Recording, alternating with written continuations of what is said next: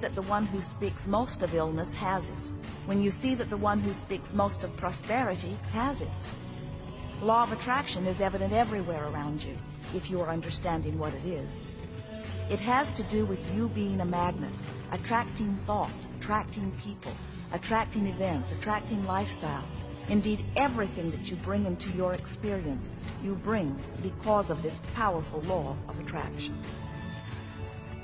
I mean, I'm not talking to you from the point of view of just wishful thinking or imaginary craziness. I'm talking to you from a deeper, basic understanding. Quantum physics really begins to point to this discovery. It says that you can't have a universe without mind entering into it, that the mind is actually shaping the very thing that is being perceived. Now, if you don't understand it, doesn't mean you should reject it. You don't understand electricity, probably. First of all, no one even knows what electricity is, and yet you enjoy the benefits of it. Do you know how it works? I don't know how it works, but I do know this, that you can cook a man's dinner with electricity, and you can also cook the man. People oftentimes, when they begin to understand the great secret, become frightened of all of these negative thoughts that they have.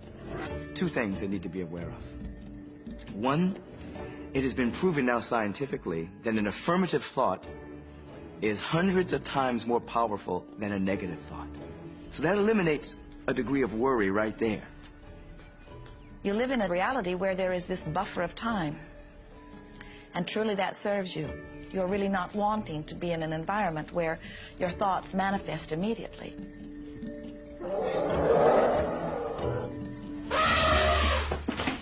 The evidence is long in coming, and that is really a good thing. So you want to become aware of your thoughts, you want to choose your thoughts carefully, and you want to have fun with this, because you are the masterpiece of your own life. You are the Michelangelo of your own life. The David that you are sculpting is you, and you do it with your thoughts. The leaders in the past who had the secret wanted to keep the power and not share the power. So they kept people ignorant of the secret. People went to work, they did their job, they came home. They were on a treadmill with no power because the secret was kept in the few. We live in a universe in which there are laws. Just as there's a law of gravity, if you fall off a building, it doesn't matter whether you're a good person or a bad person, you're going to hit the ground.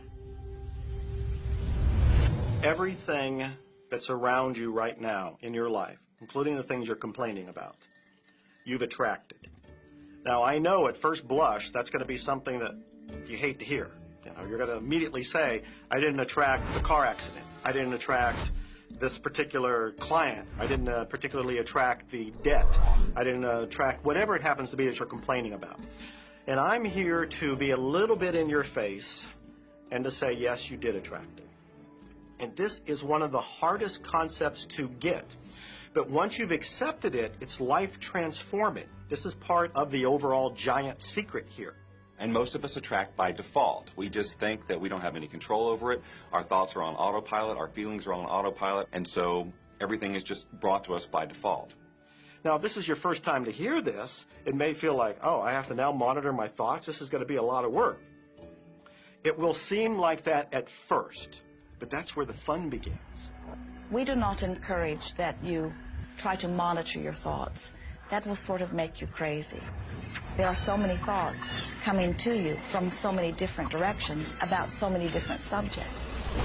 That's where your emotional guidance system comes in. Your emotions, your emotional guidance system is what helps you to understand what you're thinking. So your thoughts cause your feelings.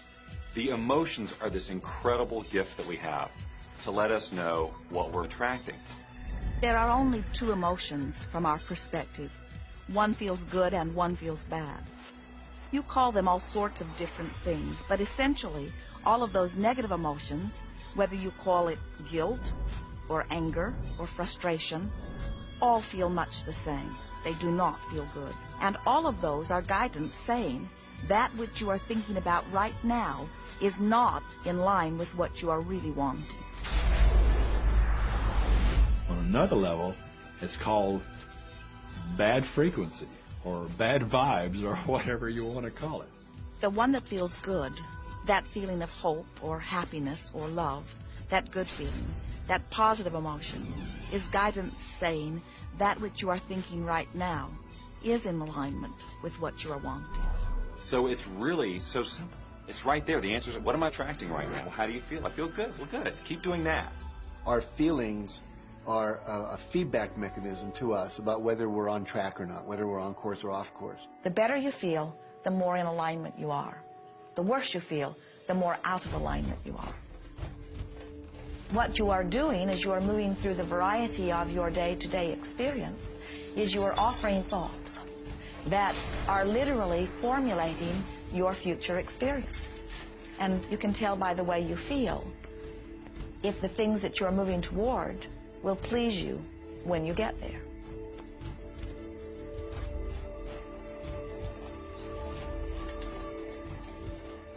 Whatever it is you're feeling is a perfect reflection of what is in the process of becoming. And you're getting exactly what you're feeling about, not so much what you're thinking about. That's why people, if they stub their toe out of bed, they tend to spiral.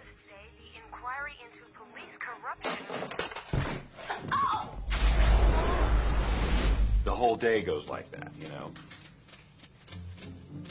They have no clue that a simple shifting of their emotions can change their entire day and life.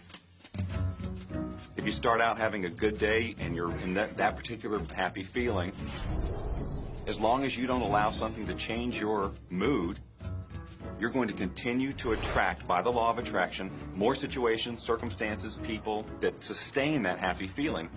Good days, bad days, rich get richer, poor get poorer. It's all about what these people are predominantly and continually feeling. You can begin right now to feel healthy. You can begin to feel prosperous. You can begin to feel the love that's surrounding you, even if it's not there.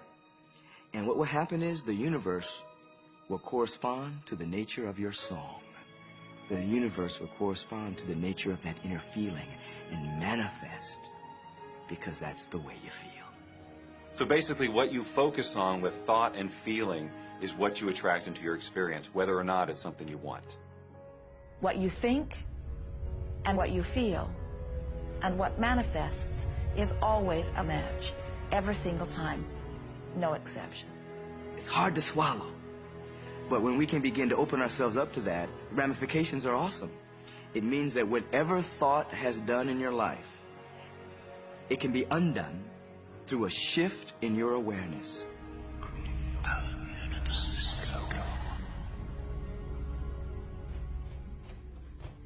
It's really important that you feel good, because this feeling good is what goes out as a signal into the universe and starts to attract more of itself to you.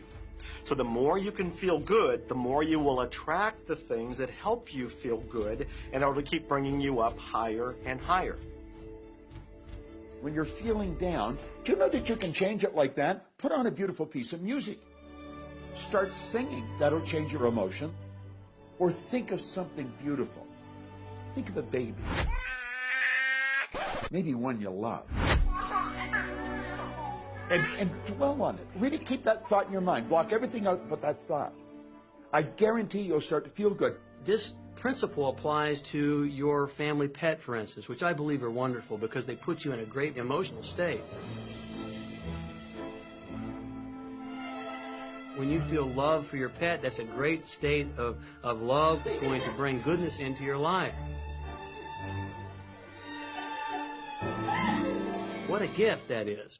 And when you begin to get the hang of this, when you begin to guide your thoughts based upon the way they feel, and you begin to notice the correlation between what you're feeling and thinking and what's coming back to you, before you know it, you will know that you are the creator of your own reality. And those who are watching from a distance will stand in amazement at the perfect life you live. Since I learned the secret and started applying it to my life has truly become magical. I think the kind of life that everybody dreams of, and I live on a day-to-day basis. I live in a $4.5 million mansion. I have a wife to die for. I get to vacation in all the fabulous spots of the world. I've climbed mountains, I've explored, I've been on safaris. And all of this happened and continues to happen because of knowing how to apply the secret. Life can be absolutely phenomenal, and it should be, and it will be, when you start using the secret.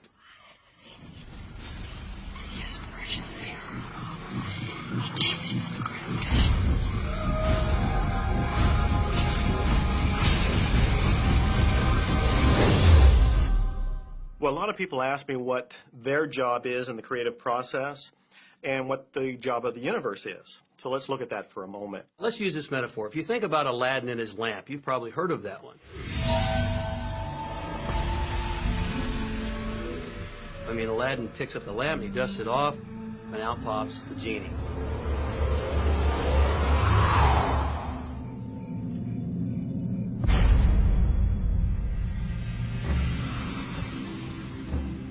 And the genie always says one thing.